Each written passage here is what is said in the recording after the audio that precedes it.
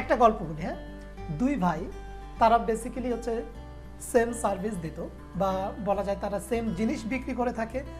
এক ভাই তার এলাকায়, গ্রামের এক নির্জন এলাকায় তার একটা দোকান দিয়েছে। সেই দোকানের মধ্যে সে হচ্ছে ধরে নেন বিভিন্ন কাঁচামাল বিক্রি করে, হয়তোবা দেখা গেল সে তৈ তরকারি বা বিভিন্ন এই ধরনের কাঁচামাল বিক্রি করে। তার আরেক ভাই সেম জিনিসগুলোই বিক্রি করে, তবে সে কোনো দোকান দেয়নি। সে কি করতেছে, সে হচ্ছে ফেরি করে করে বিক্রি করতেছে, বিভিন্ন এলাকায় গিয়ে গিয়ে মানুষের কাছে গিয়ে গিয়ে বিক্রি করতেছে।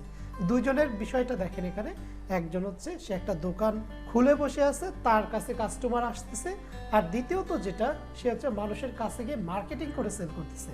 দিন শেষে দেখা গেল যে দ্বিতীয় যে ভাই, সে যে মার্কেটিং করে সেল করতেছে, বিভিন্ন জায়গা থেকে ক্লায়েন্ট বা কাস্টমার কাছে গিয়ে সেল করতেছে, তার সেলের পরিমাণটা বেশি, তার লভ্যাংশের পরিমাণটাও বেশি।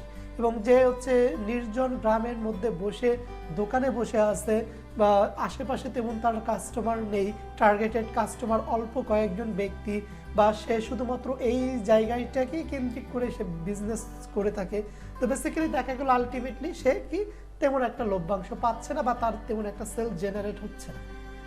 বিষয়টা হচ্ছে এটাই যে গ্লোবাল ক্লায়েন্ট, আমাদের ফ্রিল্যান্সিং জগতে আমাদের এই গ্লোবাল ক্লায়েন্ট আসলে কিরকম, সেই বিষয়টা নিয়ে আমাদের এই পুরো কোর্স বলতে পারেন কিংবা একটা সিরিজ টিউটোরিয়াল শুরু করতে যাচ্ছি।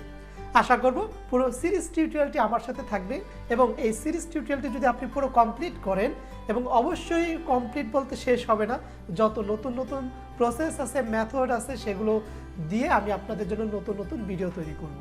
তো কিভাবে ফ্রিল্যান্সিং মার্কেট প্লেসের বাইরে থেকে ক্লায়েন্ট পাবেন, এটা হচ্ছে মূলত আমাদের এই সিরিজ টিউটোরিয়ালটির মেইন উদ্দেশ্য।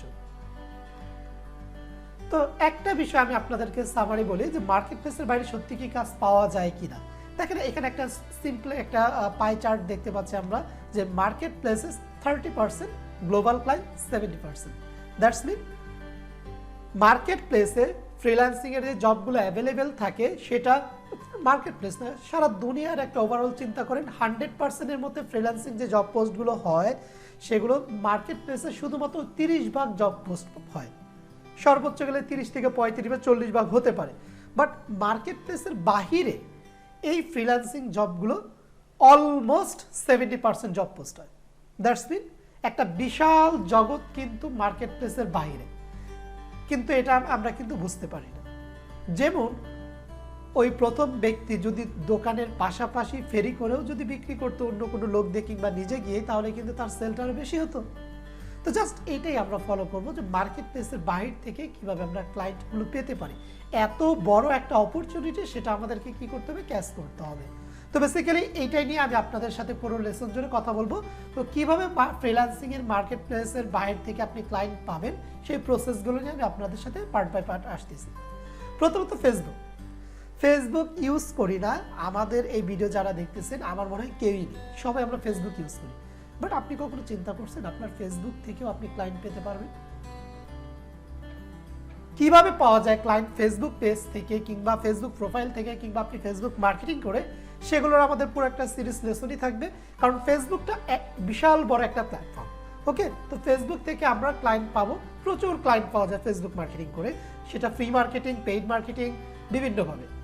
তারপর সব থেকে ইম্পর্টেন্ট লিঙ্কডিন।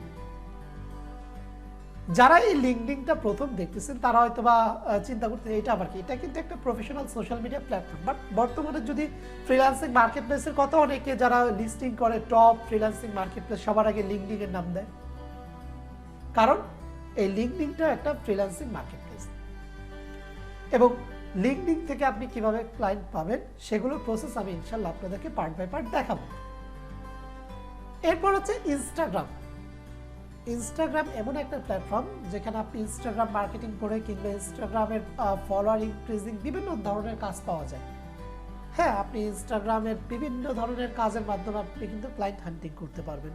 বিশেষ করে বলা যায় যে আপনি কিভাবে ক্লায়েন্টগুলো ইনস্টাগ্রাম থেকে সংগ্রহ করে আপনার একটা লিড হিসেবে কালেক্ট করবেন কিংবা কোন টার্গেটেড ওরিয়েন্টেড পিপলদেরকে আপনি টার্গেট করবেন, ওভারঅল সকল বিষয় আমরা দেখব। বেসিক্যালি ইনস্টাগ্রাম একটা হিউজ বড় একটা প্ল্যাটফর্ম বর্তমানে, কারণ এখনকার বাইরের দেশের ব্যক্তিরা তারা কিন্তু ফেসবুকের থেকে ইনস্টাগ্রামটা বেশি ইউজ করে। সো বুঝতেই পারতেছেন কত বড় একটা আমাদের অপরচুনিটি ইনস্টাগ্রাম থেকে। তারপর দেখেন টুইটার মার্কেটিং। টুইটার তো আমরা সবাই এখন ইউজ করি, আর যখন হচ্ছে এলন মাস্ক আপনার টুইটারটা পারচেস করুন, এরপর থেকে অনেক ইউজাররা টুইটারে মুভ করেছে, নতুন নতুন ইউজারের সংখ্যা দিনকে দিন বাড়তেইছে। টুইটারের অনেক প্রসেস থাকে টুইটার থেকে ক্লায়েন্ট হান্টিং করার জন্য, কারণ আপনার টুইটারের প্রসেসটা একটু দীর্ঘায়িত হয়ে থাকে, বিভিন্ন হ্যাশট্যাগ রিসার্চ করে রিটুইট করে বিভিন্নভাবে ক্লায়েন্ট পেতে হয় আর কি বেসিক্যালি। তো এগুলো ইনশাল্লাহ আমরা দেখব। তারপর হচ্ছে পার্সোনাল ওয়েবসাইট, যেটা মেইনলি হচ্ছে এই উপরে 4টার পরবর্তীতে ধাপ, যেটা হচ্ছে আপনার নিজস্ব একটা পোর্টফোলিও সাইট।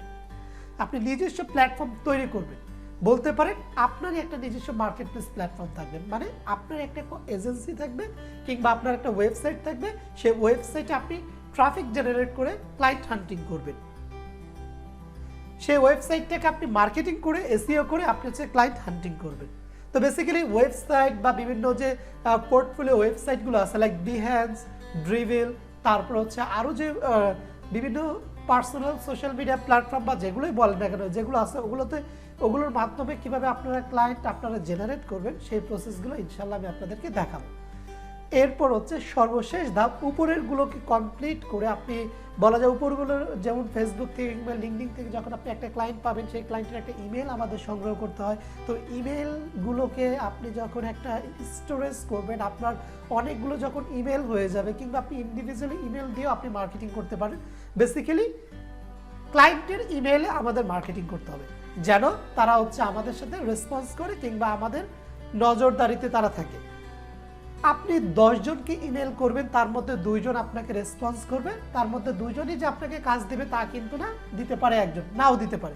আপনি 100 জনকে ইমেল করবেন, তার মধ্যে আপনার 20 জন রেসপন্স করতে পারে, তার মধ্যে 5 জন আপনাকে কাজ দিবেই দিবে, কনফার্ম বলা যায় ওভারঅল। তো বেসিক্যালি ইমেল মার্কেটিংটা আমাদের একটা বিশাল বড় একটা প্ল্যাটফর্ম। তো আমরা হচ্ছে ইমেল জেনারেট করে বেসিক্যালি ইমেল বের করে দেন হচ্ছে আমরা কিভাবে মার্কেটিং করব, কোন প্রসেসে মার্কেটিং করলে আমরা টার্গেটেড ওরিয়েন্টেড বায়ার পাবো, সেই বিষয়ে আমি আপনাদের সাথে বিস্তারিত আলোচনা করব এই লেসনটিতে, বা বলা যায় ইমেল মার্কেটিং সিরিজ টিউটোরিয়ালটিতে। তো বলা যায় দেখেন একটা বিষয় বলি, ফ্রিল্যান্সিং মার্কেট প্লেস থেকে ওভারঅল আপনি যদি ক্লায়েন্ট পেতে চান, আপনাকে একটু হলেও লেন্দি প্রসেসে আগাতে হবে। লেন্দি প্রসেসে কেন? দেখেন ফ্রিল্যান্সিং মার্কেট প্লেসে ক্লায়েন্ট আমাদের কাছে বেশিরভাগ সময় আসে, আর মার্কেট প্লেসের বাইরে থেকে যদি আপনি ক্লায়েন্টের কাজ নিতে চান, তো আপনাকে কি করতে হবে, ক্লায়েন্টের কাছে যেতে হবে, যেটা আমি প্রথম দিকের গল্পের কথা যেটা বলেছি। তো যাই হোক, আশা করবো আমাদের নেক্সট লেসনটিতে আমি আর কোনো ইন্ট্রোডাকশন পার্ট থাকবে না, সরাসরি আমি ফেসবুক মার্কেটিং থেকে আপনাদের হচ্ছে নেক্সট লেসনটি শুরু করব।